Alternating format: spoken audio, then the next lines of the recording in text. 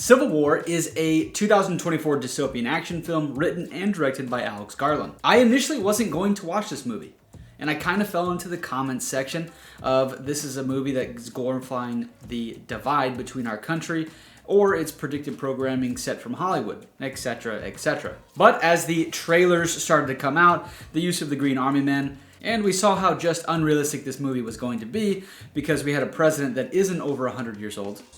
Of Texas and California have suffered a very great defeat. But instead we see a middle-aged president, and that's pretty normal, so I guess that's cool.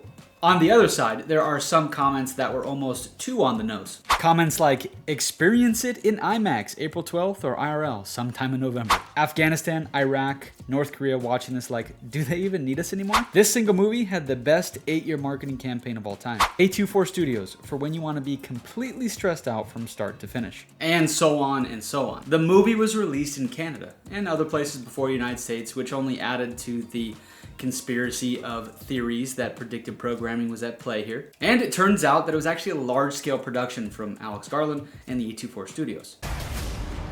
We're moving to DC today. We need to go down there.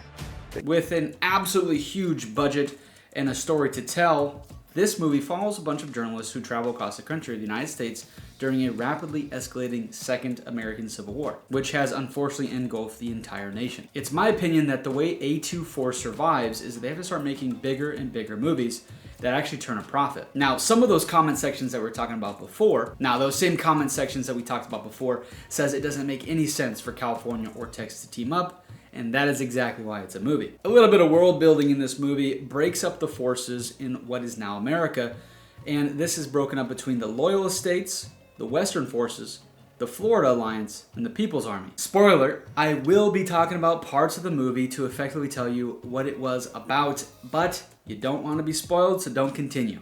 If you do, let's get into it. In the near future, a rapidly escalating multi-party civil war has engulfed the United States.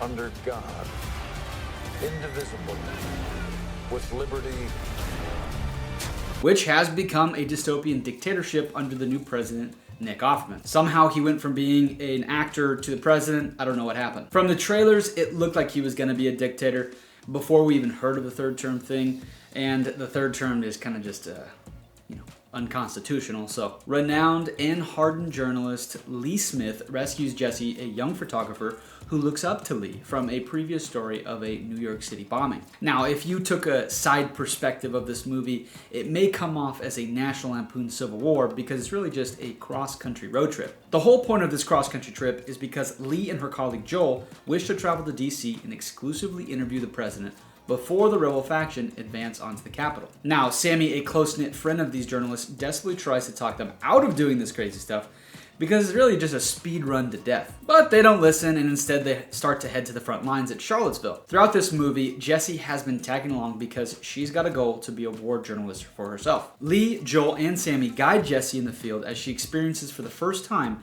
the front lines of urban warfare between the military and the resistant militias. Following the stops at a refugee camp in a small town, as well as evading rogue snipers, the group meets up with their reporter colleagues. Hardcore scenario.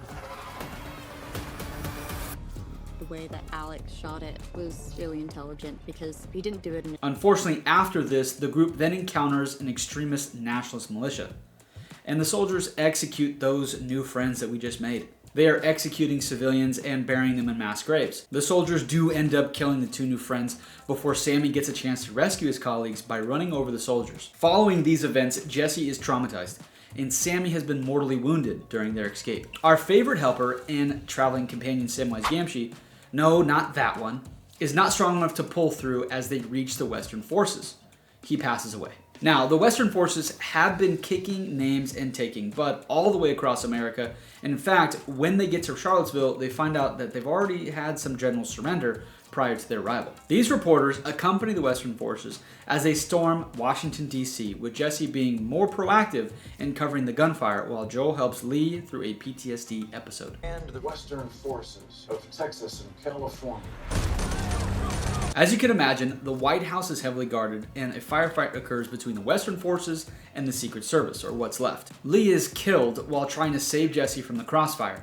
Jesse photographs the death of her mentor, The Western forces then find the president hiding in the Oval Office, and rightly so, pissed off Joel forgoes his interview for a final quote. Now the president is begging for his life and asking Joel to not let the soldiers kill him, and Jesse snaps a photo of his summary execution. If you don't know what a summary execution is, Wikipedia is probably your best friend, but you might just end up on a list somewhere. The movie ends with Jesse's developing picture of the Western forces, soldiers smiling and standing over the president's corpse as the credits roll. Now, what was so scary watching this film and the production of this film was the director said that things had gotten so bad in the US and California and Texas set aside their differences and allied to fight a bigger enemy. And with that being said, you can understand that when DC falls, they'll just as quickly turn on each other, because those differences haven't gone anywhere. Overall, it is a movie worth watching. It is well directed and really well produced. Let me know in the comments below. Are you gonna go see this movie in the theaters?